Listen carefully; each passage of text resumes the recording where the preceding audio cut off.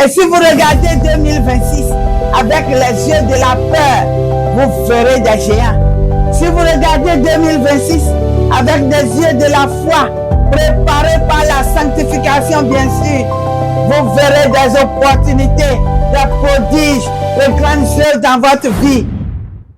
Shalom, shalom, chers amis auditrices. Shalom, chers amis auditeurs. Je voudrais croire que chacun de vous se porte à merveille pendant que nous nous retrouvons pour partager cette petite portion de la parole de Dieu dans Josué 3, 5. Josué dit au peuple, Josué 3, 5. Josué dit au peuple, sanctifiez-vous, car demain l'Éternel fera des prodiges au milieu de vous. Et le petit thème que je vous propose pour cette petite exhortation, c'est le secret de la conquête. Le secret de la conquête. Nous avons choisi spécifiquement ce texte où le peuple d'Israël est en face du Jourdain. Et là, ils sont à la frontière entre le désert et la terre promise.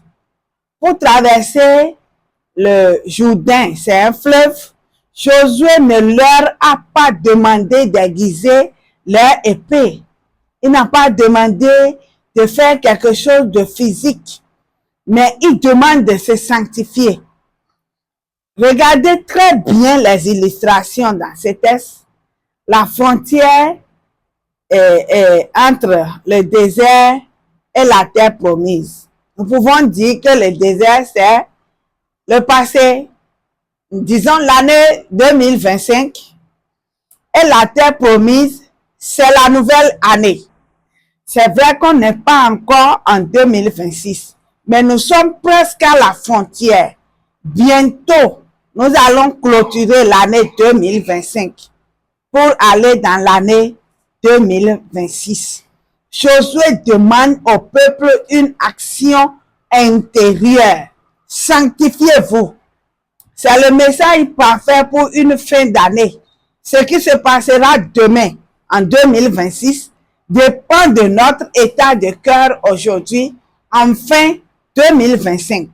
Bien-aimés, nous sommes bien sûrs, d'ici à là, aux portes de 2026, c'est une période où nous allons commencer à dire par anticipation, meilleurs vœux, joyeux Noël, ainsi de suite.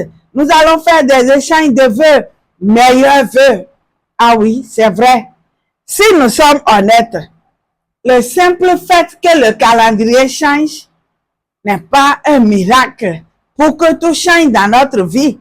Si nous quittons 2025 pour 2026, ce n'est pas forcément une garantie que les choses ont changé positivement.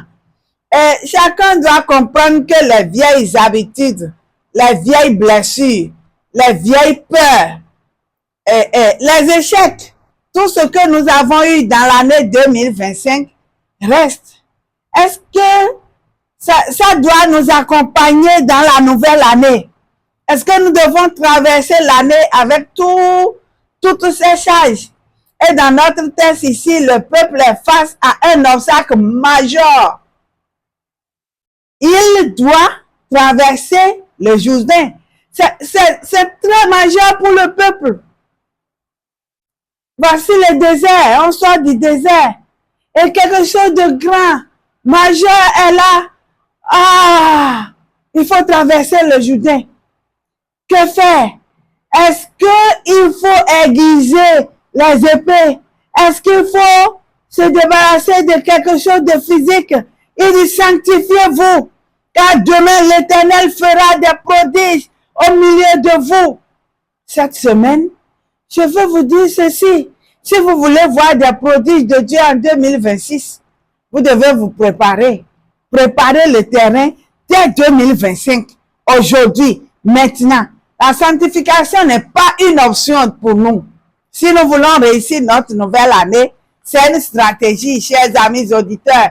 Chacun devrait comprendre que si nous entendons sanctifiez-vous, on ne doit pas simplement penser au fait d'arrêter de pécher. Si vous entendez sanctifiez-vous, je me sanctifie, si je prends la décision de me sanctifier, c'est vrai que j'arrête de pécher, mais c'est aussi une mise à part. C'est le fait de se séparer, de se mettre à part, de rester à un endroit précis, propre, sanctifié, un endroit discret où on attend la nouvelle action de Dieu. C'est faire le tri. Choisis de rester seul. Imaginez que vous voulez meubler votre salon. Ah, en 2025, je vais changer mon salon, mettre un nouveau salon. Et pendant qu'on achète le nouveau salon, on vient trouver la chambre encombrée du vieux salon, déchiré, chargé de poussière, d'odeur, de toiles d'araignée par-ci, par-là, et rien ne va.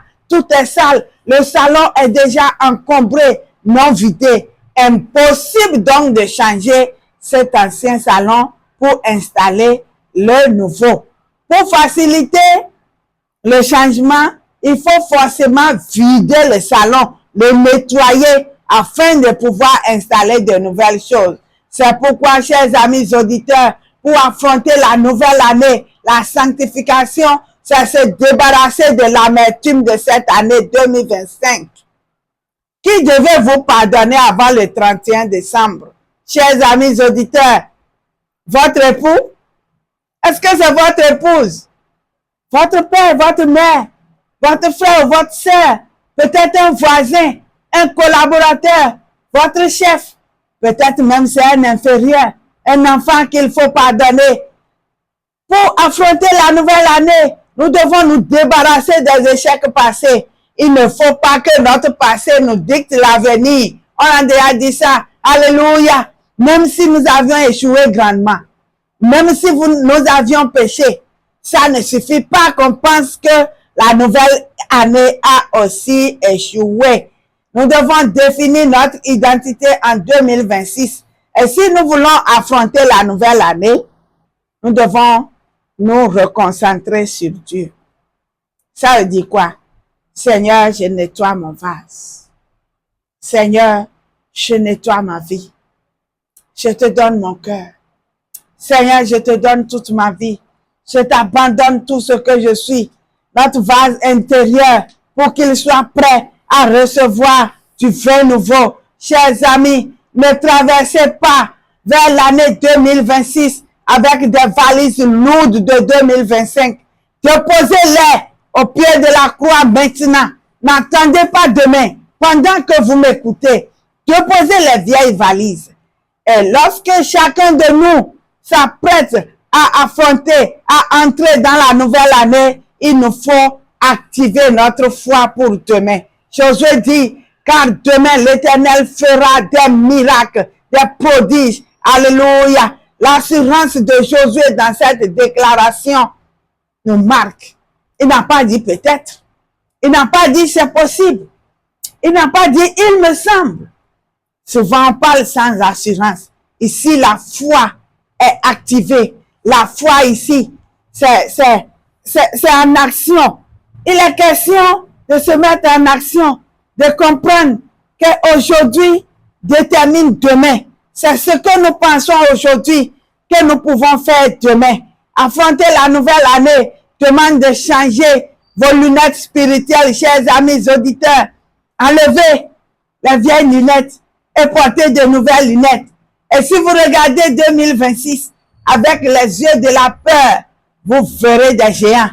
Si vous regardez 2026 avec des yeux de la foi, préparés par la sanctification, bien sûr, vous verrez des opportunités, des prodiges, de grandes œuvres dans votre vie. Et un prodige, c'est l'intervention surnaturelle de Dieu dans vos affaires naturelles. Dieu veut vous surprendre l'année prochaine. Alléluia. Mais il ne verse pas son huile précieuse dans un vase sale ou négligé. Chacun devrait comprendre que s'il attend la présence de Dieu, s'il attend l'intervention de Dieu, son vase doit être nettoyé, purifié et sanctifié. Il cherche des cœurs qui s'attendent à lui. Et je vais conclure, chers amis auditeurs, en vous demandant que cette nouvelle année soit bonne. Cela pas par magie, mais elle sera conquise par ceux qui se sont préparés. Un miracle de la traversée du Jourdain n'a pas commencé quand les eaux se sont ouvertes, mais il a commencé quand le peuple a décidé de se sanctifier. En 2025 où nous sommes, en fin d'année, nous avons une décision à prendre, nous consacrer, nous sanctifier, passer des moments de prière devant le Seigneur, nous laver dans le sang de Jésus-Christ, nous mettre dans la présence du Seigneur, nous retirer et vivre à l'écart, nous mettre dans la concentration nécessaire. J'ai une question pour vous. Elle est aussi simple. Comment allez-vous utiliser ces derniers jours de l'année? Allez-vous les passer dans la distraction? Ou allez-vous prendre ces derniers jours pour vous mettre à part, pour prier, pour planifier votre plan avec Dieu? Chers amis auditeurs, je vous invite à refuser d'entrer dans cette nouvelle année par défaut. Mais aujourd'hui, je prends la décision de me sanctifier moi. Et vous, ne laissez derrière vous aucune déception, aucune faute. Ne laissez derrière vous rien qui vous charge avant que vous n'entrez dans la nouvelle année. Mes chers amis auditeurs, je m'attends à des prodiges. Et si vous êtes comme moi, portez la lunette de Dieu et voyez des opportunités, voyez des prodiges. Je suis prête pour l'année 2026. Au nom de Jésus-Christ, shalom à vous.